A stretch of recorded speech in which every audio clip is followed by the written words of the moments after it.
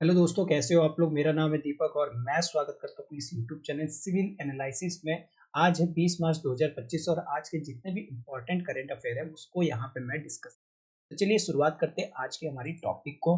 सबसे पहले मैं बता दूं, ये सीवी स्कोप के नाम से एक मैगजीन है जिसको आप चाहे तो यहाँ से फ्री ऑफ कॉस्ट जो है ले सकते हैं। कहाँ से लेना पड़ेगा? आपको हमारे टेलीग्राम ग्रुप को ज्वाइन करना पड़ेगा और उस ग्रुप में मैं डेली के बेसिस में लेक्चर खत्म होने के बाद जो है आपका यहाँ पे पीडीएफ जो है प्रोवाइड कर देता हूँ। ठीक है, तो वहाँ पे टेलीग्राम चैनल पे लिंक जो है आपको कहाँ मिलेगा? डिस्क्रिप्शन में मिल जाएगा। वहाँ से आप जाके इस पीडीएफ को डाउनलोड कर सकते हैं। ठीक है, तो इसमें सारी जो भी आर्टिकल होगी, इंपॉर्टेंट आर्टिकल होगी और उसकी पूरी डिटेल एनालिसिस जो है आपको मिल जाएगी। प्लस ये वीडियो लेक्चर भी आपको इसके लिए बेनिफिट होगा। देखिए, तो इलेक्शन कमीशन पहली अगर बात की जाए तो election commission to hear pleas upload booth wise turn wise, मतलब जो बूथ वाइज जहां पे वोटिंग डली है उसको, उनकी अपील को यहाँ पे इलेक्शन कमीशन ने क्या कहा है कि हम सुनने की कोशिश करेंगे। ठीक है, क्या गड़बड़ी हुई है उसके बारे में आगे बात करेंगे। देखिए, फिर अगला आर्टिकल हम देखेंगे, Supreme court to see if Lokpal has power over जजेस, यानी कि लोकपाल की जो पावर है वो जजेस के ऊपर लागू होती है या नहीं होती है, इसके बारे में जो है हम लोग यहाँ देखने की कोशिश करेंगे। ठीक है, तो ये एक आर्टिकल को हम लोग कवर करेंगे। उसके बाद अगर मैं बात करूँ कौन सी आर्टिकल लेंगे, इसके बाद अगर बात करें तो हम लोग बात करेंगे वुमेन्स पॉलिटिकल पार्टिसिपेशन, यानी कि वुमेन्स की पॉलिटिकल पार्टिसिपेशन किस तरीके से होनी चाहिए, इसके बारे में देखेंगे। तो देन उसके बाद हम लोग ईडी के बारे में बात करेंगे और उसके बाद हम मनरेगा के बारे में बात करेंगे और ये हमारी लास्ट आर्टिकल होगी। ठीक है, चलिए तो शुरुआत करते हैं आज की टॉपिक।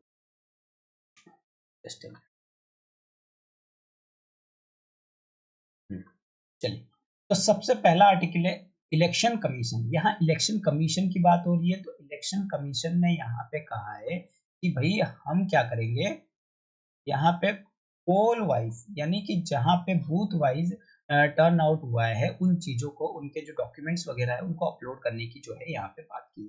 तो देखिए क्या हुआ है, सुप्रीम कोर्ट ने यहाँ पे इलेक्शन कमीशन ऑफ इंडिया से कहा है कि आप क्या कीजिए, पिटिशनर से मिलिए। ठीक है, यानी कि जो भी यहाँ पे इलेक्शन कमीशन के खिलाफ जो भी इन्होंने पिटीशन दायर किया, जिसने भी, उन पिटिशनर से मिलिए और उनकी जो डिमांड है उनको सुनने की कोशिश कीजिए। और इसके साथ उन्होंने कहा है कि आप ऑफिशियल वेबसाइट जो ऑथेंटिक है, और ऑफिशियल वेबसाइट पे जो भी लोगों के ऑथेंटिक है या स्कैंड है या लीगल अकाउंट है, जो भी वोट रिकॉर्ड्स है, उनको आप क्या कीजिए, बूथ वाइज जो है जिस फेस में पोलिंग हुआ है उसको आप क्या कीजिए, ऑफिशियल वेबसाइट पे अपलोड करने की।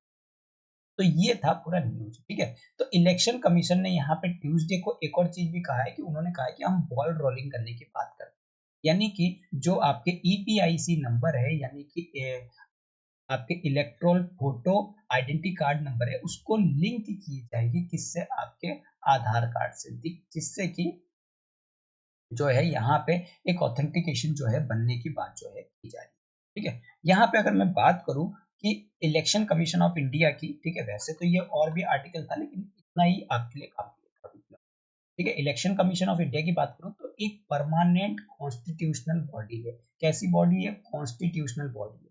कॉन्स्टिट्यूशनल क्यों? क्योंकि हमारी संविधान में ये लिखा हुआ है कि संविधान में एक बॉडी के बारे में जिक्र है और वो है इलेक्शन कमीशन ऑफ इंडिया। जो इलेक्शन कमीशन है इसको स्टैब्लिश किया गया था हमारे कॉन्स्टिट्यूशन के द्वारा। और कब स्टैब्लिश किया गया था? 25 जनवरी 1950 के टाइम पे। तो इसीलिए हम लोग 25 जनवरी 1950 को क्या कहते हैं, आपके वोटर डे के रूप में जो है हम लोग सेलिब्रेट करते हैं। आगे भी इसके बारे में बात करेंगे।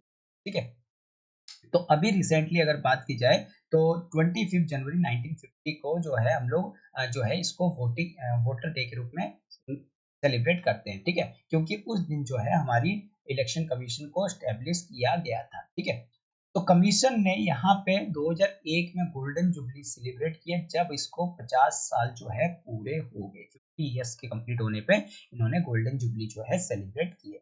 ओरिजिनली अगर कमीशन की देखा जाए तो सबसे पहले एक ही चीफ इलेक्शन कमीशन था, यानी कि 1951 में 50 में जब ये बना था तो उस टाइम पे वन सिर्फ इलेक्शन कमीशन था, यानी कि चीफ इलेक्शन सीईसी था। उसके बाद करंटली अगर देखा जाए, आज के टाइम पे, प्रेजेंट टाइम पे देखा जाए तो चीफ इलेक्शन कमीशन एक तो उनमें चीफ इलेक्शन कमीशन है और 2 इलेक्शन कमीशन जो है इनके साथ अब रहते हैं, ठीक है। लेकिन जब फर्स्ट 2 एडिशनल कमिश्नर को अपॉइंट किया गया था तो कब किया गया था, ये किया गया था 16 अक्टूबर 1989 के टाइम पे, जब यहाँ पे जो क्राइटेरिया है किस चीज का, एज का, कि वोटिंग देने का अधिकार जो है 18 साल या उससे ज्यादा की जो उम्र के बॉयज गर्ल्स होते हैं, ठीक है, जो वयस्क होते हैं उनको जो है दिया जाए। पहले ये कितने साल था, 21 साल था, इसको रिड्यूस करके कितना किया गया, 18 साल जो है किया गया, ठीक है। ये जो किया गया कम एज जो है कम किया गया, ये कब किया गया, आपके 1988 को किया गया, 1988 को। इस टाइम पे आपके क्या लाया गया, कॉन्स्टिट्यूशनल 61st कॉन्स्टिट्यूशनल अमेंडमेंट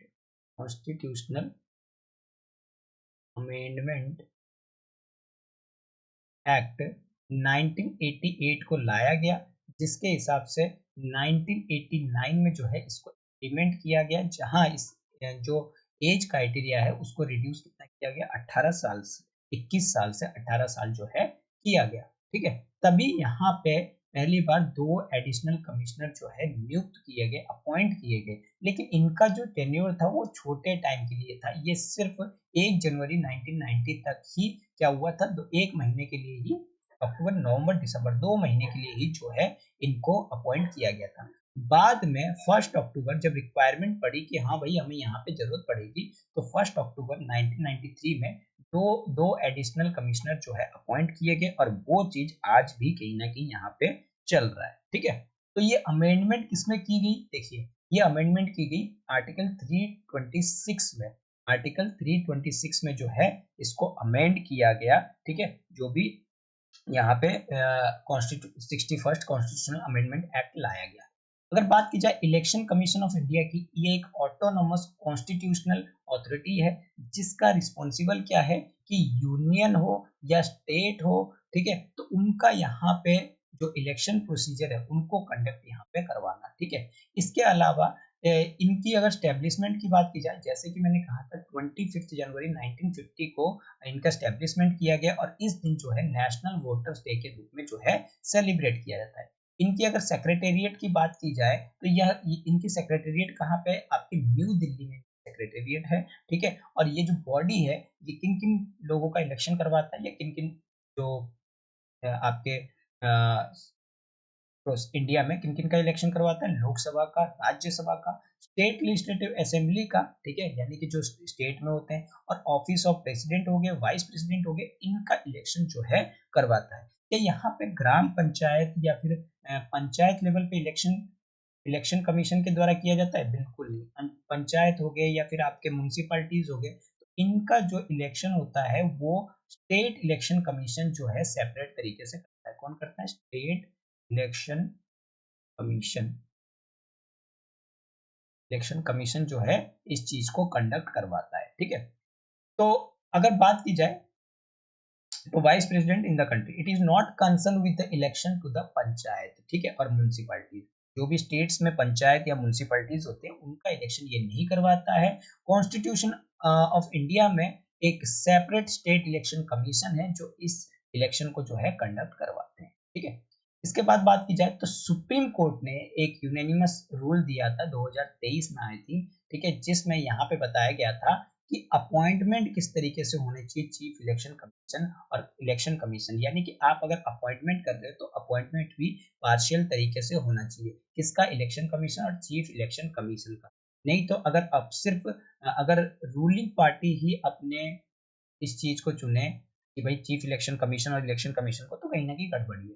तो यहाँ पे बताया गया था कि चीफ इलेक्शन कमीशन और इलेक्शन कमीशन को अगर आप यहाँ पे अपॉइंट कर रहे हो तो इसको अपॉइंटमेंट, सबसे पहली चीज तो कौन कर सकता है भैया, अपॉइंटमेंट कर सकता है भाई प्रेसिडेंट। प्रेसिडेंट के पास पावर होता है कि वो किसी भी पर्सन को अपॉइंट करे, लेकिन यहाँ पे प्रेसिडेंट के पास एक छुपी हुई पावर होती है कि उनको जो है यहाँ पे क्या करनी होती है, एडवाइस लेनी होती है, ठीक है। अब एडवाइस किसकी, भैया कमेटी की एडवाइस लेनी होती है, और वो कमेटी जिनको रिकमेंडेड करेगा प्रेसिडेंट को, वो प्रेसिडेंट क्या करेंगे, उस कमेटी की बात मानेंगे और वहां पे वो अपॉइंट करेंगे। अब ये कमेटी में जो लोग हैं इन्हीं के ऊपर ही ज्यादा क्या हो रही थी, बातचीत हो रही थी। तो यहाँ पे जो सुप्रीम कोर्ट है उन्होंने यूनानिमसली, मतलब पूरे जो भी पीठ बैठे थे उसमें जो भी जजेस वगैरह बैठे थे उन सभी ने मिलकर एक डिसीजन आए कि भाई जो कमेटी में मेंबर होंगे वो प्राइम मिनिस्टर ऑफ इंडिया होंगे, लीडर ऑफ अपोजिशन होंगे। इसके अपोजिशन किसके, जो भी आपके लोकसभा के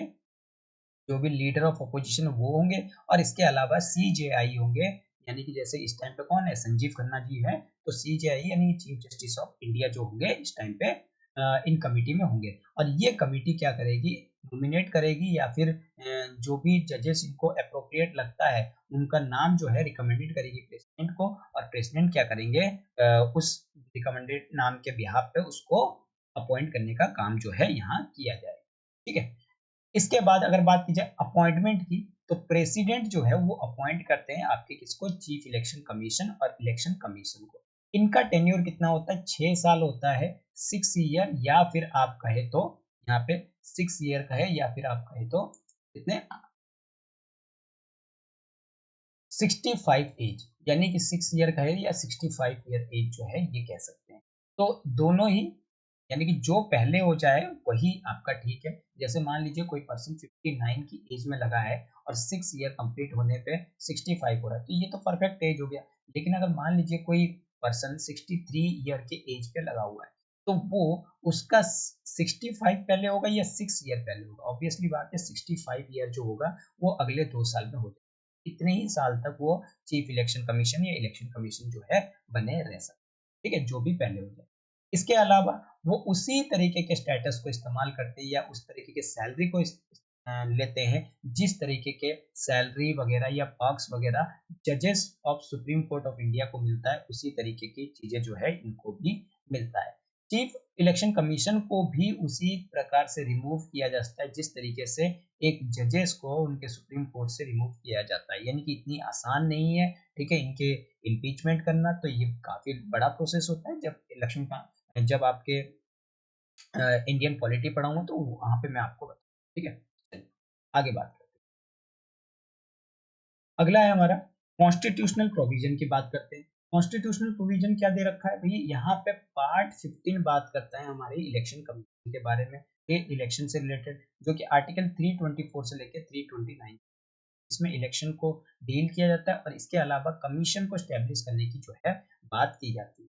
यहाँ पे अगर आर्टिकल 324 की बात करें, सुप्रिटेंडेंट हो, डायरेक्शन हो गया, कंट्रोल हो गया इलेक्शन का, तो वो सारे इलेक्शन कमीशन के पास हो, ठीक है। आर्टिकल 325 क्या कहता है कि कोई भी पर्सन को इनएलिजिबल नहीं किया जाता या इंक्लूजन नहीं किया, और इंक्लूजन इन या क्लेम नहीं किया जाता कि special electoral roll on ground religious race caste sex के रूप में जो है आप इनको सेग्रीगेट नहीं कर सकते कि भाई ये अलग कास्ट चाहता है तो इसको अलग उठा के रख दो, ऐसे नहीं कर सकते, ठीक है। आर्टिकल 326 जो कि आपके अमेंडमेंट भी हुआ था 1988 में, ठीक है।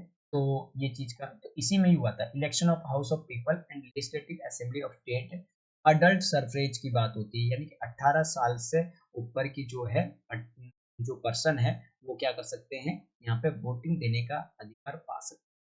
आर्टिकल 327 क्या कहता है, पावर ऑफ पार्लियामेंट, पार्लियामेंट के पास पावर है कि वो इलेक्शन से रिलेटेड जो भी लॉज नियम वगैरह जो है यहाँ पे बना सकते हैं।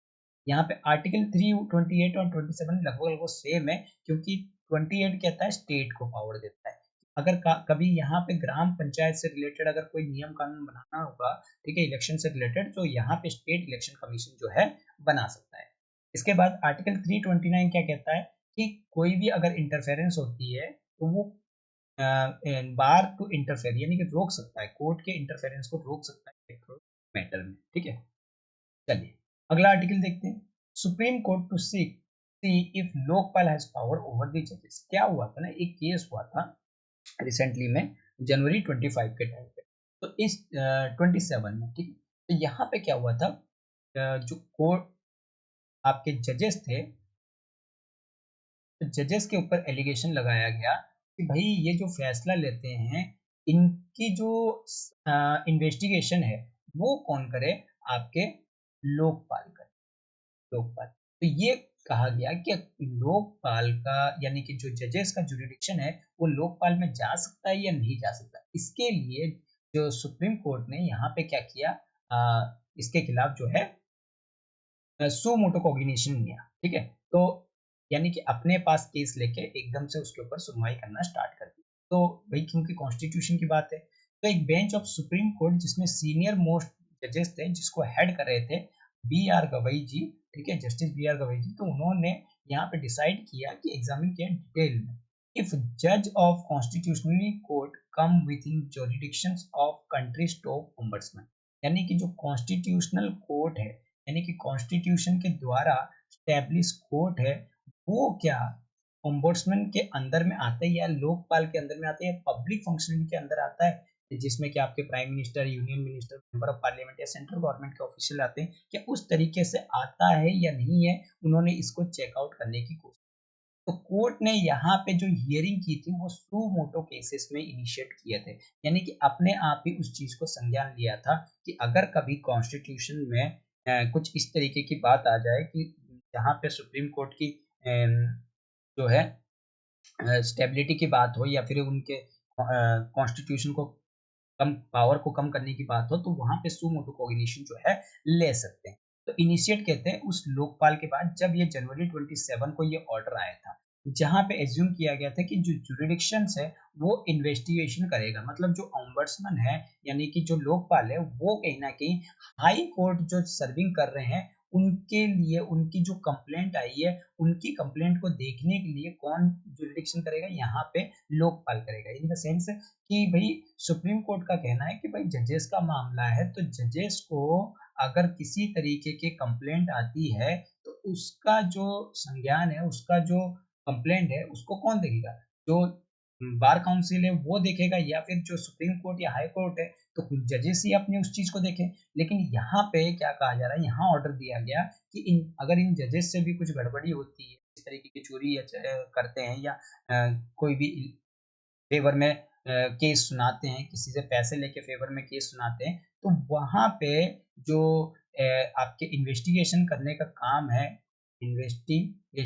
काम है, वो किसका होगा? आपके ओम्बड्समैन यानी कि लोकपाल या लोकायुक्त का होगा, ठीक है? तो ऐसा जो है बात की जा रही है। तो यहाँ पे इसी वजह से जो पावर है, क्या किया जा रहा था, यहाँ सुप्रीम कोर्ट की और हाई कोर्ट की जो जजेस की पावर है, वो कम किया जा रहा था। तो जिसके वजह से इन्होंने कोर्ट ने क्या किया, सू मोटो कॉग्निशन जो है यहाँ पे लिए। तो ओम्बड्समैन को अगर बात की जाए, ओम्बड्समैन यहाँ पे क्लासिफाई कर रहे थे हाई कोर्ट को एज ए पब्लिक सर्वेंट, ठीक है। ओम्बड्समैन जो है क्लासिफाई कर रहे थे जो हाई कोर्ट है उसको एज ए पब्लिक सर्वेंट, और जो कि एम्बिट में आता है लोकपाल और लोकायुक्त एक्ट 2013 के में, ठीक है, मिनिस्ट्री और गवर्नमेंट ऑफिशियल के साथ साथ। अब बात करते हैं जरा ये लोकपाल है क्या। लोकपाल एक एंटी करप्शन अथॉरिटी है इंडिया में, यानी कि अगर कोई करप्शन लेता है, कोई ऑफिसर्स अगर करप्शन लेता है, तो उसके ऊपर जो जांच का इनिशिएशन है, इन्वेस्टिगेशन है, वो कौन कर सकता है? आपके लोकपाल करता है, ठीक है। तो एंटी करप्शन अथॉरिटी है इंडिया का जो कि इन्वेस्टिगेशन करता है अगर किसी पब्लिक ऑफिशियल के ऊपर अगर करप्शन के एलिगेशन अगर लगे हो, इल्जाम लगे हो, चाहे वो प्राइम मिनिस्टर हो, चाहे वो मिनिस्टर हो या मेंबर ऑफ प्राइम मिनिस्टर हो, तो उनके खिलाफ भी यहाँ पे जा सकते हैं, ठीक है। ये एक इंडिपेंडेंट बॉडी होता है जो स्टैब्लिश की जाती है, स्टैब्लिश टू स्ट्रेंथ ट्रांसपेरेंसी और अकाउंटेबिलिटी लेके आता है, कहाँ? आपके गवर्नेंस के अंदर, ठीक है। अगर थोड़ी सी हम लोग हिस्ट्री जाने, तो जो कॉन्सेप्ट था लोकपाल का वो पहली बार प्रपोज किया गया था 1963 के द्वारा। 1963 के द्वारा, वैसे तो ये आया था हमारे बाहर से ही, लेकिन यहाँ पे 1963 के बारे में बताया गया। तो तब के जो लॉ मिनिस्टर थे अशोक कुमार सेन जी, तो उन्होंने इस कॉन्सेप्ट को लेके आए थे। ये कहीं ना कहीं इंस्पायर थे किसके? जो स्कैंडिनेवियन कंट्रीज थे, जो स्कैंडिनेवियन कंट्रीज आपको पता है कि फिनलैंड वगैरह हो गया, ठीक है। तो ये सारी जो कंट्रीज है, तो वहां पे एक ओम्बड्समैन सिस्टम था, तो उस सिस्टम से प्रभावित होके इन्होंने इंस्पायर होके ये कॉन्सेप्ट को लेके आए थे, ठीक है। तो ध्यान रखना उस टाइम के लॉ मिनिस्टर कौन थे? अशोक कुमार सेन ने इसको लेके आए थे, अशोक कुमार सेन, ठीक है। चलिए, जो पहली लोकपाल बिल को इंट्रोड्यूस किया गया था वो 1968 में किया गया था, लेकिन इस बिल को जो है, ये बिल जो है फेल हो गया टू पास मल्टीपल टाइम्स, ठीक है। मल्टीपल टाइम्स जो है इसको फेल भी कर दिया गया। जो डिमांड थी लोकपाल की, वो एक मोमेंटम तब पकड़ा जब यहाँ पे एक इंडिया में करप्शन मूवमेंट जब है 2011 में चलाया गया अन्ना हजारे के द्वारा। अन्ना हजारे के द्वारा जब पहली बार यहाँ पे मूवमेंट चलाया गया तो वहां पे यहाँ पे लोकपाल की जो डिमांड है वो कहीं ना कहीं बढ़ गई। फाइनली अगर देखा जाए तो लोकपाल और लोकायुक्त को 2013 में पास किया गया, जो कि स्टैब्लिश हुआ लोकपाल के रूप में और स्टेट में लोकायुक्त के रूप में। ठीक है, वहीं अगर आगे बात करें तो इसके लोकपाल है क्या, इसमें एक चेयरपर्सन होंगे जो कि पहले के former chief justice of India हो सकते हैं। ठीक है, एक रिटायर्ड सुप्रीम कोर्ट के जज हो सकते हैं, एक इमिनेंट पर्सन हो सकता है जिसको एंटी करप्शन पॉलिसीज के बारे में काफी एक्सपर्ट हो वो। ठीक है, इसके अलावा जो मेंबर होते हैं उसमें कितने होते हैं, अप टू 8 मेंबर तक हो सकते हैं, जिसमें 50% जो है जुडिशियल मेंबर होंगे। इंपॉर्टेंट चीज है, तो 50% यानी कि अगर टोटल 8 मेंबर है तो कम से कम 4 मेंबर जो होंगे यहाँ पे जुडिशियल रिलेटेड मेंबर होंगे, जुडिशरी से रिलेटेड मेंबर होंगे। इनकी अगर रिजर्वेशन की जाएगी तो 50% ऑफ मेंबर जो है वो SC ST OBC माइनॉरिटी और वुमेन से जो है आनी चाहिए, यानी कि वुमेन की संख्या इसमें बात की गई है। ठीक है, चलिए अगर पावर और फंक्शन की बात करें तो सबसे पहली चीज तो जो करप्शन से रिलेटेड है उसको इन्वेस्टिगेट करना। अगर करप्शन के एलिगेशन लगे हुए हैं तो इसको इन्वेस्टिगेशन करने का काम इन्हीं का ही होता है। ठीक है, तो ये कंप्लेंट को जांच करती है, अगर कोई पब्लिक ऑफिशियल के खिलाफ अगर कंप्लेंट आती है तो उसको जांच करती है, चाहे वो प्राइम मिनिस्टर है। ठीक है, लेकिन कुछ रिस्ट्रिक्शन के साथ होती है। सुपरविजन ऑफ सीबीआई, ये सीबीआई के सुपरविजन में होती है और कैन डायरेक्ट और मॉनिटर कर सकती है सेंट्रल ब्यूरो इन्वेस्टिगेशन को, यानी कि सीबीआई को डायरेक्ट भी कर सकती है, मॉनिटर भी कर सकती है अगर करप्शन का केसेस इसमें इंक्लूडेड होता है। ठीक है, इसके बाद प्रोसिक्यूशन की बात करें तो ये रिकमेंडेड करता है प्रोसिक्यूशन या इनिशिएट करता है कोई भी प्रोसीडिंग को अगर उनको लगता है कि भाई प्रिवेंशन ऑफ करप्शन एक्ट 1988 के अंडर में इसको लाया जा रहा है तो इसको प्रोसिक्यूशन जो है वो कर सकते हैं। इसके बाद कॉन्फिकेशन ऑफ प्रॉपर्टी, किसी भी प्रॉपर्टी को ये सीज कर सकता है अगर ये करप्शन से रिलेटेड हो। ठीक है, विसल ब्लोअर प्रोटेक्शन, ये जो है प्रोवाइड देता है विसल ब्लोअर्स को, जो कि विसल ब्लोअर प्रोटेक्शन एक्ट 2014, अगर मान लीजिए कोई करप्शन नहीं होता है, वहां पे किसी तरह फंसाया जा रहा है तो उनको प्रोटेक्शन देने का भी थोड़ा बहुत उनको मतलब पावर होता है। जैसे कोई ऑफिशियल हो गया, आईएएस ऑफिसर या आईपीएस ऑफिसर हो गया, कुछ प्रॉब्लम हो जाती है तो वहां पे इनके पास कुछ प्रोटेक्शन वगैरह भी होते हैं। ठीक है, गलत एलिगेशन कभी कभी लग जाते हैं। तो लिमिटेशन क्या है, इसको सबसे पहले तो कैन नॉट डायरेक्टली पनिश, ये डायरेक्ट पनिशमेंट नहीं दे सकता, ये केवल क्या कर सकता है, रिकमेंडेड कर सकता है एक्शंस को कि किनको, कोर्ट को और इन्वेस्टिगेशन एजेंसी को, कि भाई ऐसे ऐसी इसको सजा मिलनी चाहिए। कोई जुडिशरी पावर नहीं है, तो जैसे जजेस ऑफ सुप्रीम कोर्ट की है, क्योंकि ये जजेस तो है नहीं। ठीक है, तो इसीलिए यहाँ पे जो जजेस या सुप्रीम कोर्ट इसके अंदर के जुरिडिक्शन में नहीं आते हैं। ठीक है, प्राइम मिनिस्टर का एक्सेप्शन, तो ये प्राइम मिनिस्टर से रिलेटेड उनकी नेशनल सिक्योरिटी या इंटरनेशनल रिलेशन से रिलेटेड अगर कोई जांच वगैरह करनी हो तो ये डायरेक्टली नहीं कर सकते, तो ये थोड़ा सा यहाँ पे एक्सेप्शन बताया गया। Implementation challenge, delay in appointment, सबसे पहली बात तो डिले होना, पॉलिटिकल इन्फ्लुएंस होना, ब्यूरोक्रेटिक रेजिस्टेंस होना, जो कि इनके फंक्शंस को काफी ज्यादा स्लो करने का काम करता है। अगर बात करें सबसे पहले लोकपाल ऑफ इंडिया की, जो कि मार्च 2019 को अपॉइंट किए गए थे, जिनका नाम है जस्टिस पिनाकी चंद्र घोष जी है, वो अपॉइंट किए। ठीक है, चलिए अगले आर्टिकल की बात करते हैं, वुमेन पॉलिटिकल पार्टिसिपेशन। क्या बताया जा रहा है कि इंडिया में अगर इंडियन पॉलिटिक्स की बात की जाए तो वुमेन का पार्टिसिपेशन कितना है। जैसे कि अभी रिसेंटली में 2024 में एक बात उठी थी कि 33% की, और इसको पास भी किया गया कि 33% का रिजर्वेशन जो है वो अगले इलेक्शन में मिलेगा इनको, वुमेन्स को लोकसभा और राज्यसभा के इलेक्शन में। ठीक है, इलेक्शन में मिलेगा, रिजर्वेशन मिलेगा। ठीक है, लोकसभा, राज्यसभा या फिर स्टेट लेजिस्लेटिव, लोकसभा और स्टेट लेजिस्लेटिव के इलेक्शन में। ठीक है, तो यहाँ पे जो पार्टिसिपेशन ऑफ वुमेन है इंडियन पॉलिटिक्स में, उसको एक्सटेंसिव देखा जा रहा है कि डिस्कस हो रहा है स्कॉलर, स्पेशली जो पैराडॉक्स बनी आ रही है कि India has B produce several influence women leader overall political engagement women poor. देखिए बहुत सारे इन्फ्लुएंस तो है, लेकिन फिर भी यहाँ पे वुमेन्स की कंडीशन जो है पॉलिटिकल पार्टिसिपेशन कम है।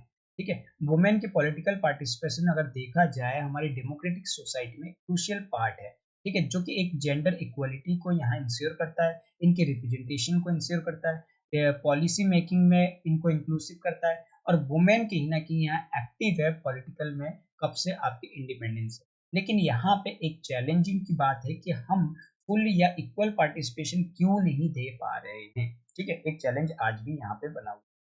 थोड़ी हिस्ट्रिकल बैकग्राउंड की बात करते हैं कि कहाँ कब-कब जो है हमारे पॉलिटिकल करियर में, पॉलिटिकल पार्टिसिपेशन में वुमेन्स का जो पार्ट है वो कहीं न कहीं इम्पोर्टेंट था। अगर मैं प्री इंडिपेंडेंस की बात करूँ तो आपने सरोजिनी नायडू का काफ़ी नाम सुना होगा, विजय लक्ष्मी पंडित का नाम सुना होगा, अरुणा असफ अली का नाम सुना होगा, जो एक फ्रीडम स्ट्रगल में काफ़ी ज़्यादा इम्पोर्टेंट रोल जो है निभाई थी। वहीं पे अगर पोस्ट इंडिपेंडेंट की बात की जाए तो इंडियन कॉन्स्टिट्यूशन ने 1950 में ग्रांट किया कि वुमेन्स को इक्वल पॉलिटिकल राइट्स जो है दी जाएगी, जैसे कि आपके राइट टू वोट हो गए या वोट में इलेक्शन में खड़े होने की पावर होगी, तो इन सब चीजों की बात की गई। और पंचायती राज सिस्टम में जब 1992 का एक लैंडमार्क जजमेंट आया, 73rd and 74th amendment act, जिसमें वुमेन्स को 33% की जो है लोकल गवर्नमेंट्स ने रिजर्वेशन देने की बात की। वहीं पे अभी जो आपके 33% का जो 2023 का बिल आया था, उसमें भी आपके लोकसभा और स्टेट असेंबली में जो है रिजर्वेशन देने की भी बात की गई। अगर चैलेंजिंग की बात की जाए तो वुमेन पॉलिटिकल पार्टिसिपेशन में सबसे पहली चीज तो पैट्रियार्कल माइंडसेट की बात आती है, यानी कि ये समझते हैं कि मैन जो है वो ऊपर है वुमेन से, तो इसीलिए यहाँ पे वुमेन को थोड़ा सा जो है नीचे रखा जाता है। तो ये सारी चीजें कहीं ना कहीं हमें दूर करनी पड़ेगी, जो पैट्रिकल सोसाइटी बनी हुई है उस माइंडसेट को चेंज करना पड़ेगा। उसके लिए हमें अवेयरनेस वगैरह, एजुकेशन वगैरह पे काम करना। वुमेन अक्सर जो फेस करते हैं कि सोसाइटल प्रेशर और जेंडर बाइसेस को, ठीक है? तो ये सारी जेंडर बाइसेस मतलब जेंडर से भेदभाव से, ठीक है? अक्सर इन सोसाइटल प्रेशर और जेंडर बाइसेस को प्रॉब्लम फेस करते हैं, जिसके वजह से लोगों का जो माइंडसेट है वो इस तरीके से बना हुआ है। इसके अलावा लैक ऑफ पॉलिटिकल रिप्रेजेंटेशन, देखिए प्रोग्रेस तो हो रहा है, लेकिन प्रोग्रेस के साथ साथ वुमेन जो है यहाँ पे अंडर रिप्रेजेंट है हायर पॉलिटिकल ऑफिसेस में, मतलब जो ऊंचे लेवल पे पॉलिटिकल ऑफिसेस है उनमें कहीं ना कहीं कमी आ रही है। इसके अलावा फाइनेंशियल बैरियर, वुमेन की सबसे पहली चीज तो डिफिकल्टी आती है कि भाई यहाँ पे इलेक्शन कैंपेन में जो फंडिंग होती है, भाई मेल पर्सन जो है कितना लगा लेता है, लेकिन थोड़ा सा डिफिकल्टी फेस करती है। वहीं पे अगर वायलेंस और हैरेसमेंट की बात की जाए तो फीमेल पॉलिटिशियन अक्सर इस चीज की धमकी भी का सामना करना पड़ता है, इंटिमिडेशन होना पड़ता है कि भाई कहीं उनके साथ वायलेंस ना हो जाए, उनके साथ हैरेसमेंट नहीं हो जाए, तो इस चीजों के लिए भी फीमेल कहीं ना कहीं थोड़ी सी पीछे हटती है। उसके बाद लैक ऑफ पॉलिटिकल विल, यानी कि वुमेन रिजर्वेशन बिल, जिसमें कि ये बात की गई थी 33% जो है रिजर्वेशन जो है वो काफ़ी साल से पेंडिंग पड़ा था और उसको अब 2023 में पास किया गया। तो ये चीज़ें भी कहीं न कहीं पॉलिटिकल विल कहीं न कहीं लोगों के मन में नहीं आ रही, ठीक है? जैसे कि मैंने कहा था 33% को तो गवर्नमेंट जो है इनिशिएटिव ले रही है कि किस तरीके से वुमेन का पार्टिसिपेशन किया जाए। इसके बाद मिशन शक्ति, जो कि वुमेन लीडर्स को सपोर्ट किया जाता है डिसीजन मेकिंग में। बेटी बचाओ, बेटी पढ़ाओ, स्टेम प्रोग्राम, ये सारे इनिशिएटिव जो है कहीं न कहीं जेंडर इक्वालिटी को प्रमोट करते हैं, इनडायरेक्ट इनकरेज करते हैं वुमेन पार्टिसिपेशन को, ताकि वो गवर्नेंस में आ जाए। उसके अलावा एडीआर रिपोर्ट कहीं न कहीं टाइम-टाइम पे निकलती है, ठीक है? जिसमें बताया जाता है कि पॉलिटिकल पार्टिसिपेशन जो है वुमेन्स की किस तरीके से होती रहती है, ठीक है? जब वो रिपोर्ट आते रहेंगे तो बात करेंगे। इसके बाद वे फॉरवर्ड की अगर बात करें तो फाइनेंशियल और लीगल सपोर्ट, यानी कि मोर फंडिंग, ट्रेनिंग प्रोग्राम यहाँ पे वुमेन को जरूरत है अगर पॉलिटिशियन में इनको एंट्री करवाना है। इसके अलावा वुमेन को इंकरेजिंग किया जाता है पॉलिटिकल लीडरशिप में, पॉलिटिकल पार्टीज को यहाँ पे वुमेन्स कैंडिडेट को कहीं ना कहीं और ज्यादा टिकट देने की जरूरत है। इसके अलावा अवेयरनेस और एजुकेशन को भी हमें बढ़ाने की जरूरत है। वुमेन्स को यहाँ पे इंकरेजिंग करना पड़ेगा कि वो पार्टिसिपेट कर सके गवर्नेंस में, अपने एजुकेशन के थ्रू, अवेयरनेस कैंपेन के थ्रू। तो इन सब चीज़ों से हम क्या कर सकते हैं, वुमेन्स की को इनकरेज कर सकते हैं। चलिए अगला आर्टिकल है ED search invited linking Soros for FEMA violation. देखिए यहाँ फेमा वायलेशन के बारे में हमें बात करनी है मेनली, ठीक है? इस आर्टिकल को लाने का मतलब है मुझे फेमा के बारे में बात करनी है।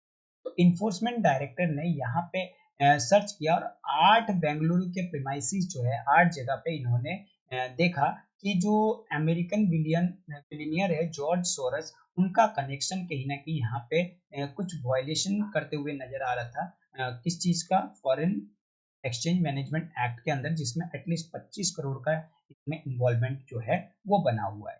तो अब ये तो आपकी न्यूज़ थी। अब इसके बारे में बात करते हैं फेमा है क्या? देखिए, सबसे पहली चीज़ तो फॉरेन एक्सचेंज मैनेजमेंट एक्ट है।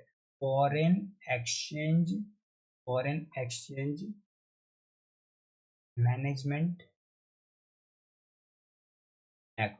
इसका मतलब क्या है? फॉरेन एक्सचेंज का मतलब है कोई पैसे से ही लेन-देन है, यानी कि रुपए को डॉलर के मुकाबले एक्सचेंज करने की जो है यहाँ पे बात है। काला धन जो है यहाँ लेके आते हैं, यानी ब्लैक मनी आती है या फिर इंडिया से ब्लैक मनी बाहर जाती है, तो ये एक्टिव हो जाता है। तो 1999 में फॉरेन एक्सचेंज मैनेजमेंट एक्ट लाया गया था, जो कि बाहर के पैसे का लेन-देन जो है करने का काम करता है। एक की लेजिस्लेशन है जिसमें इंडिया क्या करता है, रेगुलेट करता है किसको, फॉरेन एक्सचेंज के जो ट्रांजैक्शन है, यानी कि बाहर का डॉलर इंडिया में आता है या इंडिया का पैसा बाहर जाता है, तो इससे रिलेटेड अगर कुछ रेगुलेशन करने की जरूरत है तो वहां पे फेमा जो है वो कहीं ना कहीं एक्ट में आ जाता है। इसको पहले अलग नाम से जाना जाता है। जब 1973 में बना था तो फॉरेन एक्सचेंज रेगुलेशन एक्ट, यानी कि फेरा के नाम से बना था। फेरा regulation act, foreign exchange regulation act. उसके बाद फेमा कर दिया गया, मतलब फॉरेन एक्सचेंज मैनेजमेंट एक्ट जो है कर दिया गया, आर को हटा के बस एम लगा दिया गया। ठीक है, तो 1973 में किया गया, जिसमें हम लोग एक्सटर्नल ट्रेड वगैरह हो गया, कोई भी डेवलपमेंट हो गया फॉरेन एक्सचेंज मार्केट में अगर करते हैं, या फॉरेक्स स्टेबिलिटी अगर मेंटेन रखना है, तो उसके लिए हम लोग क्या करते थे, फेरा का इस्तेमाल करते थे। लेकिन इसके बाद इसको चेंज कर दिया गया। तो 1973 में जैसे कि आपको पता है फेमा लाया गया था, और 1999 में आपके फेमा को लाया गया था। फेरा एक रेस्ट्रिक्टिव है या एम है, इसका जो रोकने का काम करता है इसका, या फिर एम जो है वो कंट्रोल करता है फॉरेन एक्सचेंज को। अगर कोई फॉरेक्स शॉर्टेज हमें यहाँ पे दिखता है, कब, आपके पोस्ट इंडिपेंडेंट के बाद इस चीज को लाया गया फेरा को।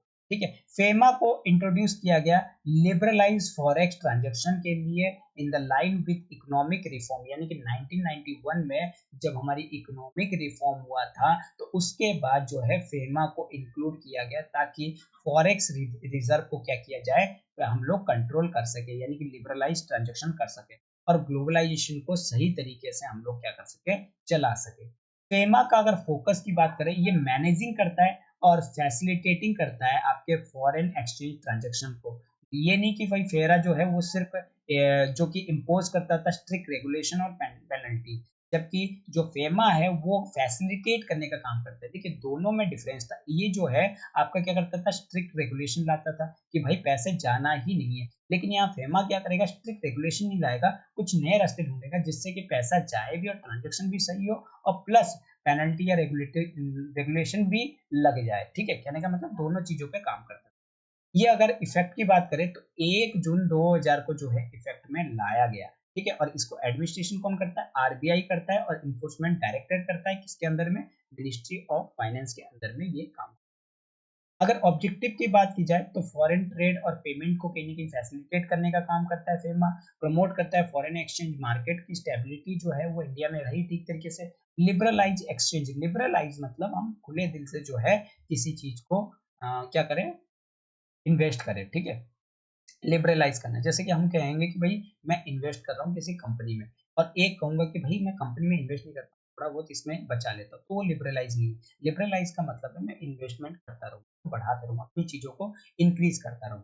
ठीक है, इसके बाद अलावा कंट्रोल रेगुलेशन, रेगुलेशन को कंट्रोल करने की बात करता है। इनकरेजिंग ऑर्डर कैपिटल फ्लो, चाहे वो एफडीआई हो, फॉरेन डायरेक्ट इन्वेस्टमेंट। एफडीआई का मतलब क्या होता है, कोई भी अगर कंपनी इंडिया में आके इन्वेस्ट करती है किन पे, मान लीजिए कि अमेरिका की कोई कंपनी, स्टारलिंक की कंपनी आके किसी सैटेलाइट वगैरह में इन्वेस्ट की, तो इसका मतलब वो क्या कर रही है, नई चीजों को, प्रोडक्ट को बना रही है। ठीक है, वो एफडीआई है। और एफपीआई का मतलब फॉरेन पोर्टफोलियो इन्वेस्टमेंट, अगर कोई बाहरी पर्सन कोई इंडिया के ट्रेड में अगर इन्वेस्टमेंट करता है तो उसको तो एफपीआई कहते हैं। ठीक है, तो फेमा का की प्रोविजन क्या है यहाँ पे, सबसे पहले तो टाइप्स ऑफ ट्रांजेक्शन की देखा जाए, जो फेमा के अंडर में आता है वो दो तरह के ट्रांजेक्शन किए जाते हैं। ठीक है, ऑल फॉरेन कैटेगरी जो है उसको दो तरह से, एक तो करेंट अकाउंट ट्रांजेक्शन होते हैं, ठीक है, और दूसरा होता है कैपिटल अकाउंट ट्रांजेक्शन। देखिए, इन दोनों को धीरे धीरे समझिए, दोनों ही इंपॉर्टेंट चीज। अगर जो भी आपके day to day foreign exchange transaction होते हैं वो सारे क्या होते हैं, करेंट अकाउंट ट्रांजेक्शन। ठीक है। वहीं पे जैसे कि मान लीजिए किसी ने ट्रेडिंग में पैसा डाला और अगले ही पल उसने उस ट्रेडिंग में से पैसा उठा लिया, तो वो हो गया आपका क्या, करंट अकाउंट, ठीक है। या फिर कोई इंपोर्ट एक्सपोर्ट कर रहा है, ठीक है। तो यहाँ पे कोई भी अप्रूवल की जरूरत नहीं पड़ेगी आरबीआई की, ठीक है। तो अगर कोई accept in case of government से रिलेटेड अगर कोई चीज है तो फिर जरूरत पड़ सकती है।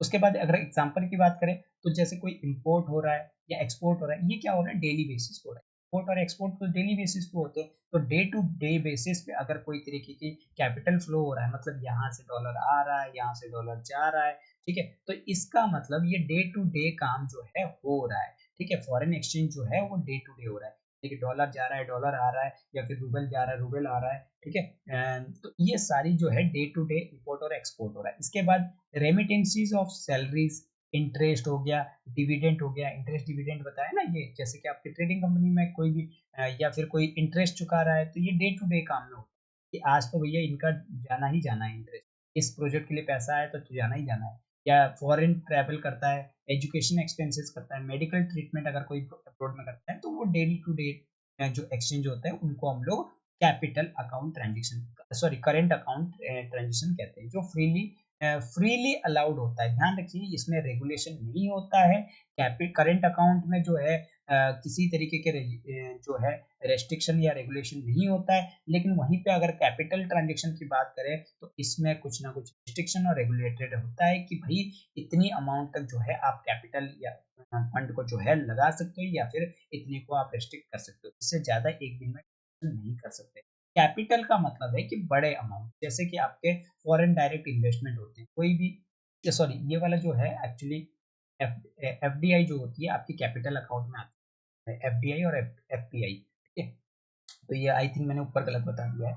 तो जो फॉरेन डायरेक्ट इन्वेस्टमेंट होता है वो मोटा पैसा होता है, और मोटा पैसा एकदम से हमारी मार्केट से अगर निकल जाए तो कहीं ना कहीं प्रॉब्लम हो सकती है। इसीलिए इसको कैपिटल अकाउंट ट्रांजैक्शन कहा जाता है, ठीक है। अगर मान लीजिए किसी को एकदम से बड़ी प्रॉफिट हुआ, तो उसमें अगर रेस्ट्रिक्शन नहीं लगाए, मान लीजिए हमने कहा कि 100% आप एफडीआई को ले सकते हैं, तो हमारे पास क्या है, $100 जो है पड़ा था, और ऑब्वियसली बात है एक अमेरिका की कंपनी ने क्या किया, पैसा लगाया, और पैसा लगाने के बाद उसको 200 करोड़ का, जो $200 का फायदा हुआ। तो हमारे पास तो पड़े ही $100 है, तो हम क्या कर सकते हैं भैया, अगर आपको इतनी अमाउंट में अगर फायदा होता है तो आप इसका 20% जो है एक दिन में ले सकते हैं, क्योंकि 100 का हम 20 रुपए जो है आपको प्रोवाइड कर सकते हैं। ये नहीं कि आप 200 के 200 एक ही दिन में ले लो। तो कुछ रिस्ट्रिक्शन के साथ जो है कैपिटल अकाउंट का ट्रांजेक्शन होता है, जिससे कि हमारी जो आपकी रिजर्व है, ठीक है, वो नुकसान ना पहुंचे।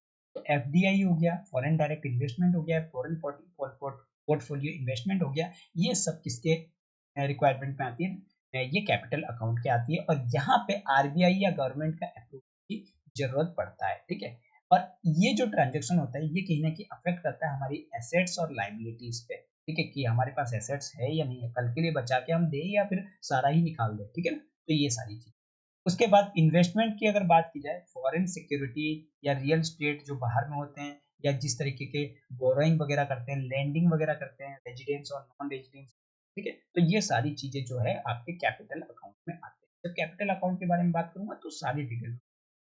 इसके बाद अगर बात की जाए अथॉरिटी अंडर फेमा, तो रिजर्व बैंक ऑफ इंडिया जो है इसकी मेन अथॉरिटी है, जो रेगुलेट करती है आपके फॉरेन फॉरेक्स ट्रांजेक्शन को, और जो भी गाइडलाइंस इशू की जाती है उसको। उसके बाद इन्फोर्समेंट डायरेक्टर की बात की जाए तो इन्वेस्टिगेशन को वायलेशन करते हैं, या फिर अगर इन्फोर्समेंट करते हैं फेमा रूल को। इसके बाद डायरेक्टरेट ऑफ इन्फोर्समेंट की बात होती है, तो ये एक्शंस लेते हैं किसके अंडर में, फेमा के अंडर में, ये जो है एक्शंस वगैरह जो है लेते हैं।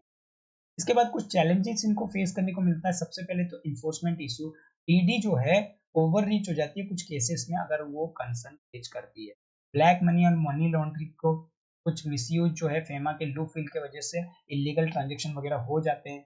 आरबीआई की फ्रीक्वेंट पॉलिसी चेंज जो कि कंफ्यूजन करती है बिजनेसेस को और इन्वेस्टर्स को भी, ठीक है। और इसके अलावा डिले इन अप्रूवल, कुछ सर्टेन फॉरेस्ट ट्रांजेक्शन जो कि रिक्वायर्ड होती है गवर्नमेंट की परमिशन की, तो वहां पे कहीं ना कहीं डिले होना स्टार्ट हो जाता है, ठीक है। चलिए अगला आर्टिकल है मनरेगा। मनरेगा क्या है, जरा इसको समझने की कोशिश करते हैं।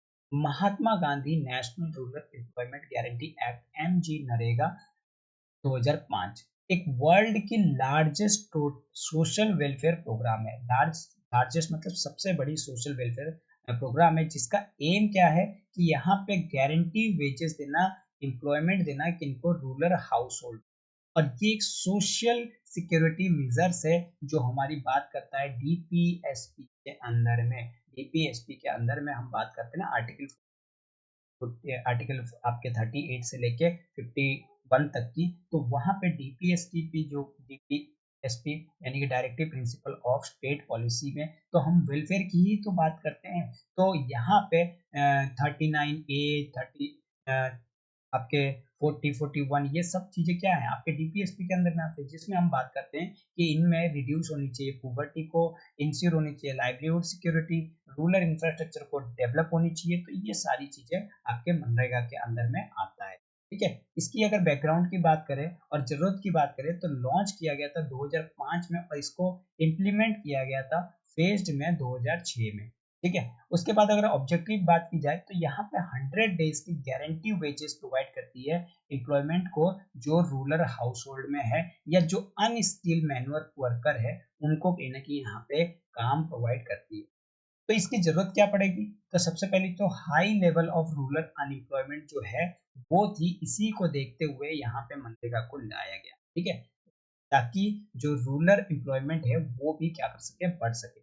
इसके बाद seasonal nature of agriculture based, यानी कि जो एग्रीकल्चर बेस्ड इनकम है, जो सीजनल नेचर है उसको देखते हुए, क्योंकि कुछ लोग जो है जैसे 3 मंथ्स क्या किए अपने फसलों में लगे रहे, लेकिन बाकी के 9 महीने जो है खाली रहे। तो इस वजह से क्या हुआ, फिर उसके बाद 6 महीने खाली रहे और फिर 3 महीने जो है फिर काम पे लगे। तो ये सीजनल टाइम होता है कि भाई इस टाइम पे काम होगा, इस टाइम पे काम होगा, इस टाइम पे नहीं होगा। तो इस टाइम का यूटिलाइज करने के लिए, एम्प्लॉयमेंट देने के लिए, उनको रोजगार देने के लिए यहाँ पे इस चीज को लाया गया। इसके बाद डिस्ट्रेस माइग्रेशन, यानी कि जो लोग इन चीजों को देखते हुए क्या करते थे, शहर की तरफ माइग्रेट हो जाते थे, पलायन कर जाते थे अर्बन एरिया की तरफ, वो कहीं ना कहीं रुकेगा।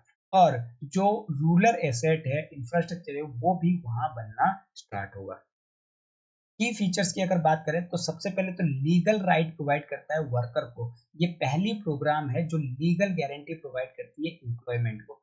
यूनिवर्सल एलिजिबिलिटी, यानी कि कोई भी रूरल हाउस होल्ड है जो मैनुअल वर्क में अप्लाई करना चाहता है कर सकता है, और इसमें 100 डेज की वेज एम्प्लॉयमेंट जो है मिलती है।